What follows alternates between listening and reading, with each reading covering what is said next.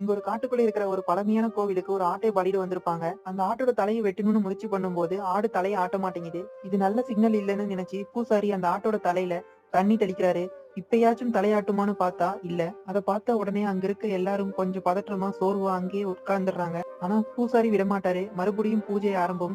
மந்திரம், drum sound, மூடு சூளம், செம டென்ஷன். இப்ப நிச்சயமா ஆகும்னு நினைச்சு மீண்டும் முயற்சி பண்றாங்க. ஆனா அந்த ஆடை இன்னும் ரொம்ப சாதாரணமா நின்னுகிட்டு இருக்கு. இப்ப எல்லாருக்கும் தலை சுற்ற ஆரம்பிக்குது. இதுக்கு பிறகு பூசாரி ஒரு தீர்த்த குடம் எடுத்துட்டு ஆற்றிலிருந்து தண்ணி எடுத்துட்டு வந்து மறுபடியும் மாட்டுக்கு தெளிக்கிறாரு. ஆனா இன்னும் எந்த ஒரு மாற்றமும் இல்ல.